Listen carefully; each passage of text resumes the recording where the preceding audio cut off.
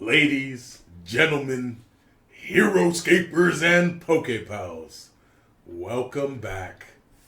Episode 9 of Heroscape Unboxing on Friday night. I just want to say thank you for watching. If you've watched from episode 1, again, you are a true champion. So today, again, we're going to have something special. We're going to have a recap of our favorite figures throughout the whole season. We're going to take it back to not even episode 1, we're going to take it back to the massive unboxing. And even some of these figures, we haven't even shown off yet. We haven't had the chance to unbox on camera because they were either in the master sets that we bought previously, or they were from a shipment of figures that were previously opened, but I just wanted to use them in armies. But before we get into that, we just want to remind you guys that today actually is the last day you can enter in the raffle so that you could win either Heroes of Faerun, Icewind Scourge. All you have to do, you can do it on this episode today. You can win it. Just to reiterate, entries end tonight, 11:59 Pacific Standard Time. We're on the West Coast. So Pacific Standard Time, you have to comment on this video. I want you to subscribe. That's the first step. Number 2 is comment down below with your name, your hometown, and which pack you want. Again, it's either the Heroes of Faerun or the Icewind Scourge. Either one. And so step 3 is I want you to say something like, yeah, I can unbox this on camera for you guys to use in a future episode. Do that in the comment down below, but just say something to that effect so that we can use it in a future episode. So today, April 9th, is the last day to enter. Like I said, 11:59 Pacific Standard Time, April 9th. The drawing will be April 16th next week in our season finale. So be sure to do that today. If you haven't entered already, subscribe, comment, go ahead and give the video a like too. But the last thing too is continental United States only. Sorry. Hopefully in the future I'll be able to do international. I'll be able to ship wherever to the winner so I can accept international entries. But like I said, hopefully in the future we can do that for you guys too. Like I mentioned before, next week, April 16th, is our season finale. Huge things. And so now, our top 5 favorite squads and heroes. Okay, so first for our top 5 favorite squads. And mine will be on the left, Alex's will be on the right. Starting off, Alex's Coming in at number 5. Yeah. Coming in at number 5. We've got the Death Reavers here. They're solid figures. I love them paired up with Q9. Just being able with their 6 move just to go up and engage people while Q9's sniping in the back is pretty sick. I love that they can do that. They also have Scatter. So anytime they are attacked, they can move up to 4 spaces with 2 Death Reavers. So like any Death Reaver that gets attacked, you can end up moving 2 figures 4 spaces, which is such an awesome thing. Plus they have Disengage, so they're able to just move around the map, be the annoying little rats that they are. 40 points for a 4 rat squad that is super cheap, and gotta love them. Gotta love them. Yep. They can successfully defend a lot of the time because they have 4 defense, and then they can just move, away from their opponent that just attack them. And they have, like Alex said, they have Disengage, so they're really mobile. And a lot of the times, you don't put order markers on them just because the enemy has to attack you, and so you're already moving around with them, so you get free moves with them. So to start off my top 5, I have the Morrow Dividers, and I like their Cell Divide. Whenever they get attacked and they take a wound, you can roll the 20-sided die, and if you roll a 17 or higher, you can block the damage and then place previously destroyed Morrow Divider next to them. They have attack of 3, a defense of 3, and they're only a 3-man squad, but they are only 50 points. So on to our number 4s. So my number 4 was the Greenscale Warriors. I really like their Loyalty to the Lizard King ability. You choose a Lizard King. Ours is Nilfheim. And he buffs them. And also, with their Lizard King, they have the Lizard King bonding. So you get to move your, dragon first, and then you get to move them. Any thoughts? I love these. Yeah, I love these guys as well. I love the Greenscale army. Yeah, having Nilfheim in that. I love Nilfheim. He's definitely a really great figure to have alongside these guys, and that's a fun army to play. I like these guys a lot. But for my number 4, I actually chose the Gladiatrons. They're a nasty team to pair, alongside the Blastatrons. Yeah, and they're so much fun to play with them. Yeah, the same thing. I really like playing the Gladiatron Blastatron army we have. Forgot what the ability is called with the Blastatrons, but it's like homing beacon or something that. Homing device. So for every Soulborg that's next to the figure that you're attacking, you get 1 extra dice. Yeah. With that. Yeah. Blastatron, which you could have 3 or 4. Yep. You're shooting with 4 or 5. And onto that, the Gladiatrons have melee defense 1. Anybody that you're next to, you're adding an extra dice on your defense. And that brings it up to 4. So they're almost just like rats, They've got 5 move, you can go and engage anybody and stay alive forever. And they have to attack you. And also, this is something to mention, the Blastatrons have Gladiatron movement bonding. Oh. So it's a pseudo bonding. They don't get to attack, but they get to move, and they get to tie up units with their Cyberclaw, and then the Blastatrons get that extra dice for every figure that's adjacent to their Soulborg. Or for every Soulborg that's adjacent to the figure they're attacking. 2 solid squads that go into 2 solid armies. Yeah. Next one. Okay, so both of our third favorite squad are these Roman Legionnaires. I'll start. You could jump in whenever you want. But the Warlord bonding, that's my favorite thing about them. Yeah. They have so many Warlords to choose from. We end up using Marcus all the time because of the movement he gives them. Yeah. He gives them 1 extra movement, so they have a move of 4, but that 5 makes them like pretty much any other, like the average move is 5, I'm pretty sure. Yep.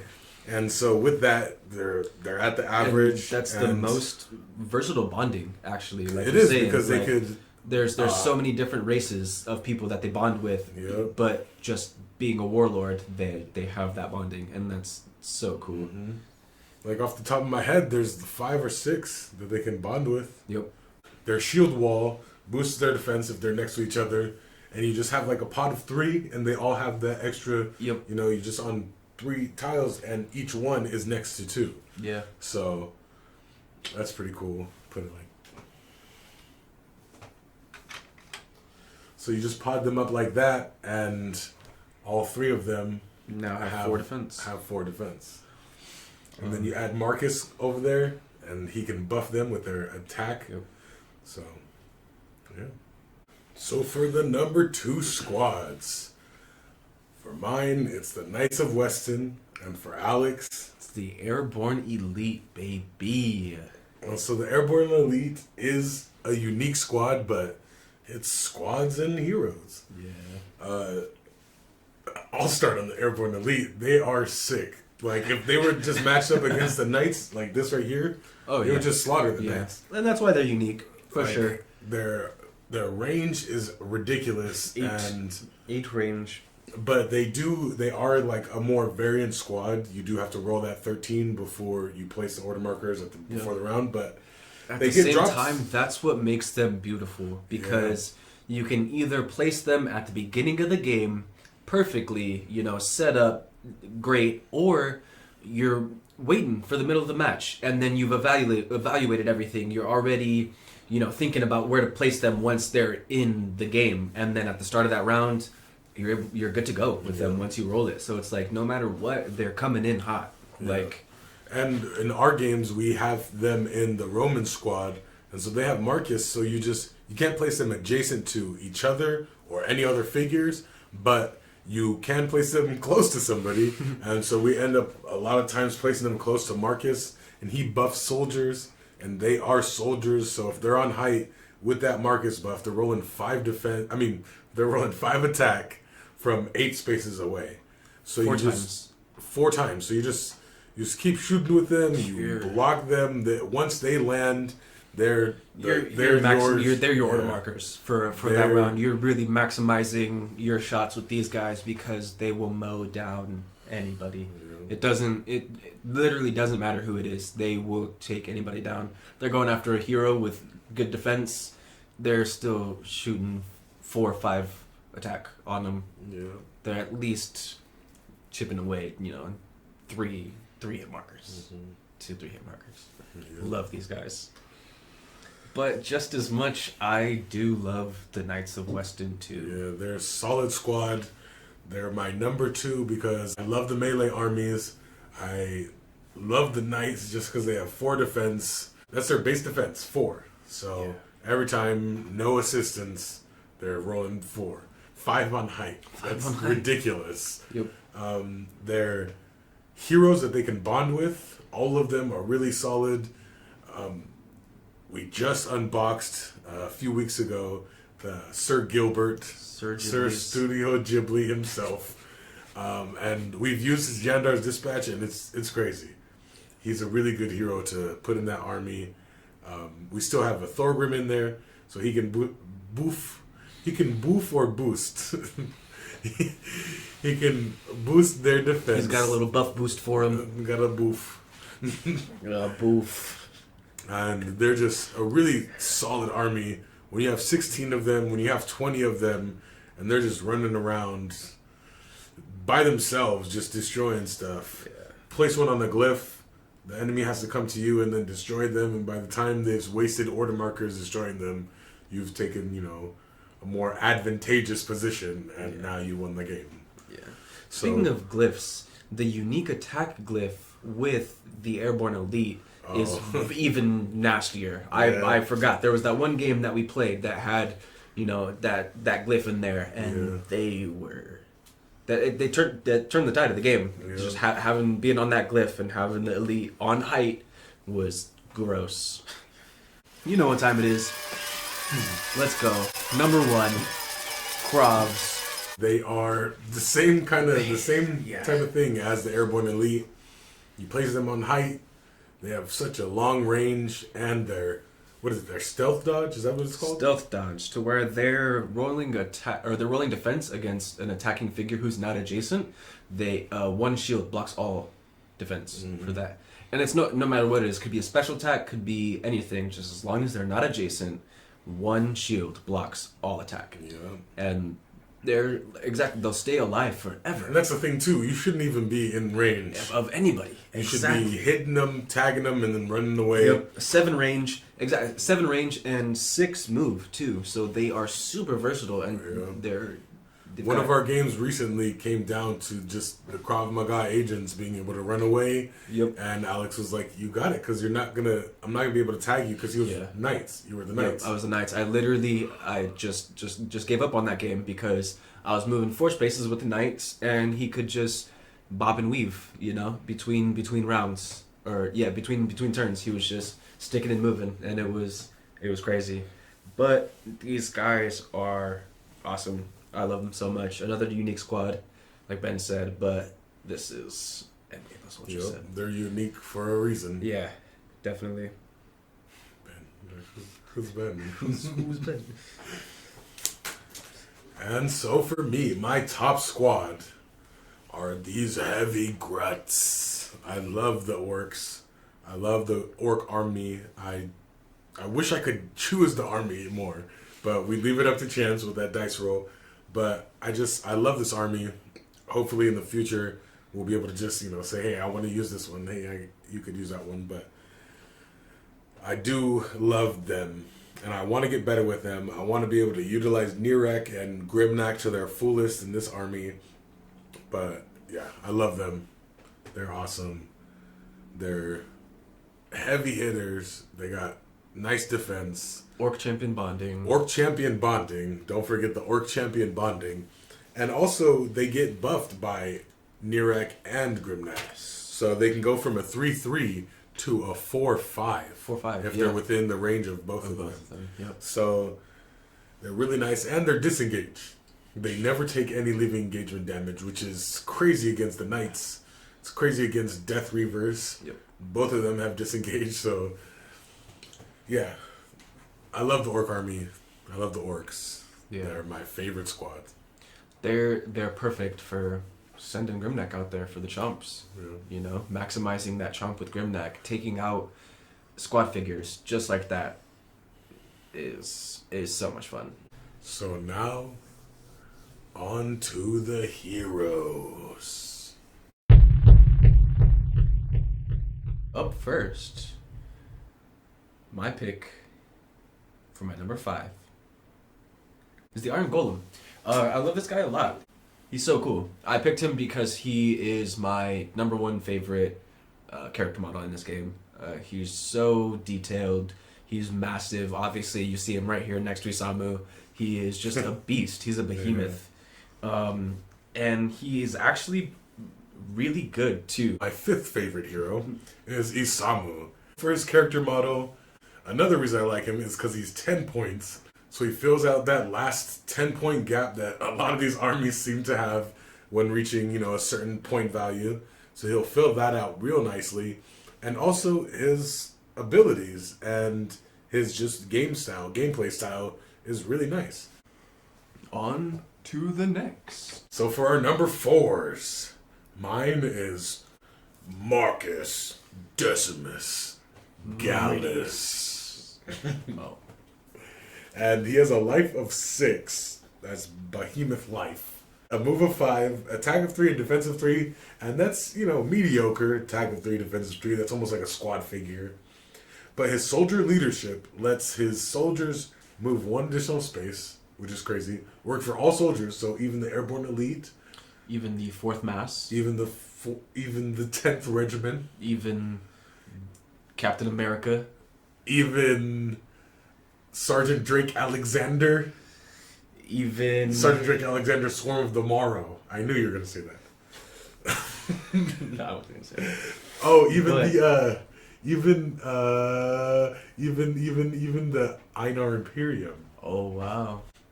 But anyway. Anywho's so his Maximus also Decimus Meridius. Has also his soldier attack enhancement. When he's Yes. adjacent, he gives them additional attack. +1. And so, like we said earlier, that's awesome for the airborne elite. That's awesome for, that's awesome for the 10th Regiment. That's awesome for the 4th Massachusetts. Let's not do this again. It's great for soldiers. Yeah. Yeah. So, Raylan. What's up with Raylan? Raylin. Shout out to Raylin, the Kyrie Warrior, for keeping everybody alive. Specifically the Raylan from the Rise of the Valkyrie Master set. Number 1. Not that Swarm of the Morrow girl. Not the weird Ray. We use her sculpt, but we don't use her card. No. But anyway, go ahead. Add 2 of their defense dice. Add 2 from 4. From 4 clear like side a spaces little away. aura bell. Yes. Okay, now into the next one. Enough about these guys. Now for these monsters. Number 3, right? Yes. Number 3. My number 3 is Tor Cool. Nah. I love this guy, and he has a huge face. A huge dome. Dome on this guy. Like, the guy is riding on his neck. His neck is thick enough. He's on his shoulders. To ride. Literally. On this guy. And I'm pretty sure that's Torquil Na up there. Torquil Na is yes. Torquil Na is the guy riding him. Yes. Torquil Na is a beast. With his trample stomp, Alex has been on the receiving end, and only on the receiving end of the trample stomp. He's never used Torquil Na in these battles that we've had recently. Is Morrow trash? Morrow are not trash. Torquil Na stomps everything. He has, I think he's literally stomped at least 40 rats in his career. We need to keep track of these kind of things, but he stomps out them rats like nobody's business. I mean, like Torkel Na's business, actually. But I love him. He's awesome. Defense of 5, attack of 6, a move of 6, a life of 6. He's just a big, big boy, and I love him. Squatties beware. And so next up, we got Alex's number 3, and it's the Ivory Pillar, Diamond Breath, Northern Wind, Great Protector. These are all titles given to the ferocious King Nilfheim. He could have easily made it into my list. But he's in mine, so let me just say that I love this dragon. Even before we had the green scales, I was already drawn to this guy. He's just number one. I mean, to be fair, everybody's drawn to this guy. He's kind of like everybody's favorite dragon. But anyway, go ahead. He's kind of like Charizard in Pokemon, like just like kind of overrated. But anyway, go ahead. That's why he's not in my list. Go ahead. Oh, so this under 200 point dragon with 6 life, 6 attack, 4 defense, Ice Shard breath. Ice Shard. He has them Ice Shard breaths. Ice Shard breath special attack, attacking 3 times from a range of 5 with 4. Easily one of the least overrated figures out there. I feel like the most overrated. He is used a lot. People love Nilfheim. Because he is great. I mean, he's awesome, he yes. Is amazing. But I don't like... Very aptly rated, let me say. He's awesome. But... He's fantastic. There are other dragons that, don't do it as well as he does. You're right. I'm so glad you bring that up. There are just other dragons that they just don't do the job like Nilfheim does it. But especially anyway, when his defense is kind of low. He has bonding. A defense of 4, life of 6. That's cool. But when is he ever really attacked by multiple all figures? the time? I'm pretty sure if I'm actually going against King Nilfheim, then I am attacking him first, so that the Lizard King bonding is lost. There's no more Lizard King buff. Good luck getting to him with my green scales up there. It doesn't matter, because Torkel Na can just come and stomp all the green scales, then smack Nilfheim in his face, and he can one-shot him, just like I did to that Q9. I one-shotted the Q9, and then I walked over and one-shotted the Cayman. And you love when you have those lucky dice roll days, but it doesn't matter. Don't you? Because the same thing could happen to this boy Nilfheim. I could stomp 6, technically, I could stomp 6 lizards in a row, and then make my way to the king. By the time you get on him, when he's on his height and he's rolling his 7 defense dice, good luck. 7? When he's on height, rolling his 7 defense dice, good luck. Because of Raylan, he wants to bring Raylan. That's why he has Raylan. 6 defense. Sorry, 6 defense. Oh no, 7 on height. It would be 7 with height, height because Raylan's there. So he's using the old Raylan defense. Anyway, Torkel Na, come over there and smack him in the face. We'll do that. We'll do that match right now. Stop the countdown. Come at me, bro. Stop the countdown. We're gonna do the match right now.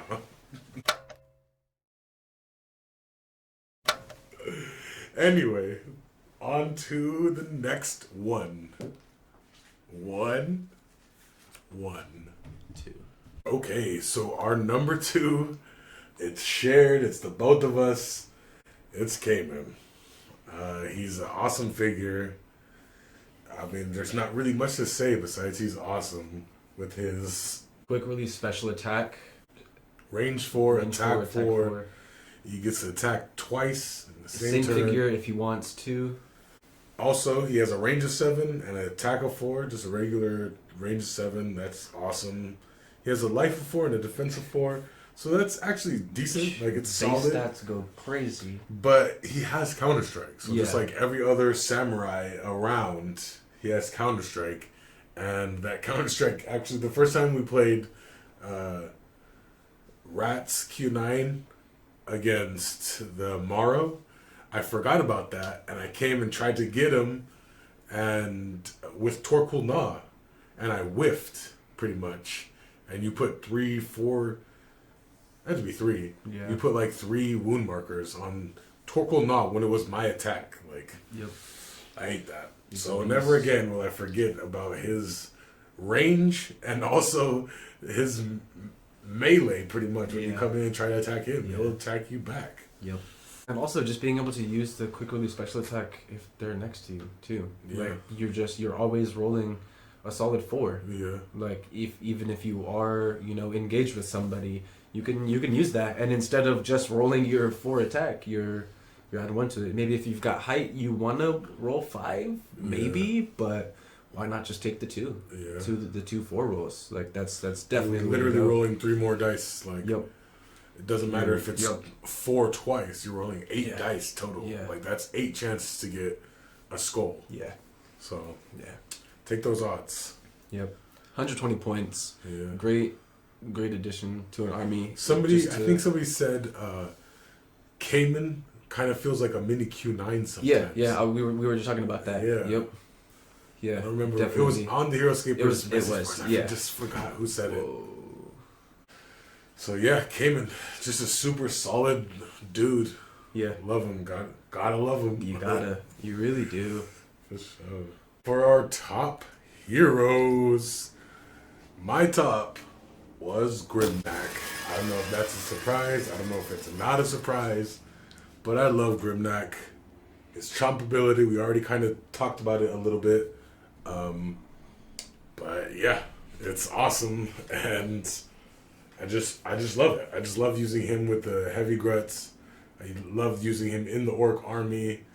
He's huge, and he was from the first master set, and so we've had him for a long time, and we never really utilized him because we never had any more orcs. Yep. We never had any more gruts to buff his or orc warrior enhancement meant nothing Yeah. to us, really. We didn't know how good his orc warrior enhancement was because we never had any orcs to play with. So I like Grimnack a lot too. That chomp is nasty. He, like we said, will just wipe out squads. But yeah, Grimnack, he's super solid. He's fun figure to play with. Yeah. Not only is he good, but he's fun to play with. That's also a great factor to play into it. Yeah. Definitely. And he's just my favorite. And my number 1 is Mr. Krug himself. He is a beast. We first got him. We actually haven't seen him on camera yet, or maybe we have. We've maybe showed him off. We showed him in the figure. Literally, we showed him in the first video. Yeah. Like the mass unboxing, the massive unboxing. Wow. We put in the right all next the to way Sir back. Denrick. Yeah. I actually did show him off on my Instagram at MK_plus_ultra. Go check that out. Every Tuesdays and Thursdays, there's a Unit of the Day post, and every Monday and Wednesday, I have my followers vote. They just go watch my story, and you could just follow me so you can vote too. But yeah.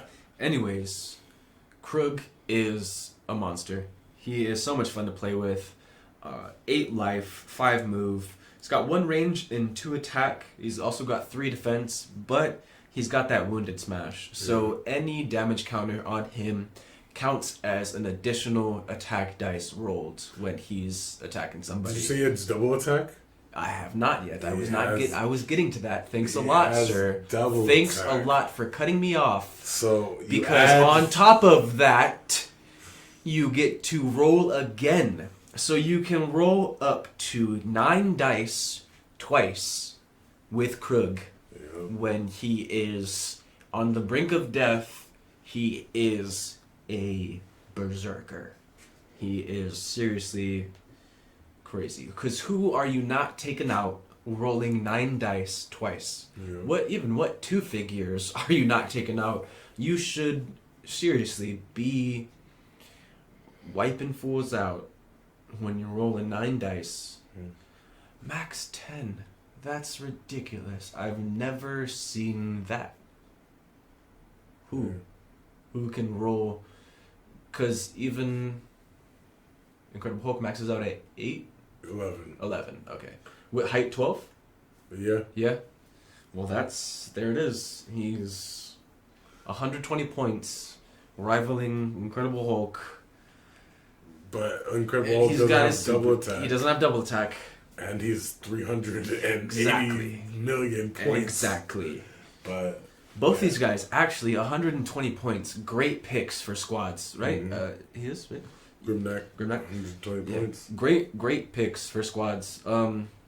It's so awesome to have Grimnack with the Orc army. You can really maximize your figures on the board because Grimnack is only 120 points. And same thing for Krug. Krug just really fills out an army. Same thing as Cayman. He's doesn't necessarily bond with a lot of groups. Cayman actually doesn't have any bonding, but Krug, he does have the Aerogrunt bonding. Yeah. But even just putting Krug in an army just to have in there as your behemoth melee monster. You have a end game figure that you need, 120 points. Yep. You have 120 points to fill in your army. Yep. Put him in there. He's a true beast. Yeah, definitely. So we hope you enjoyed our top 5. We have both of our top squad and our top heroes out here. And it's funny. I mean, it's not funny. I guess I subconsciously did this. But my favorite squad with the heavies, my favorite hero who directly bonds with them, Grimnack. And then you got the Krug Maga agents over there ready to hit you from afar and then come up here and smack you in the face with the scale blade. And that's why I feel like Cayman would be so much fun because he's versatile. He's pairing up with either of these guys. These are all fun units to play. They're all fun units to use and to just do work, but they're also units that you don't want to play against. Yep. Such a headache playing them. You got to work around them. You got to find strategies against them. But top figures right here. MK Plus Ultra and Alex's top figures. So just want to remind you guys about the giveaway. Today is the last day. Subscribe. Comment on this video. So tune in next week for our season finale. It's gonna be huge. You guys are gonna enjoy it. And like always, my friends, what we do in life echoes in eternity. Jelly beans.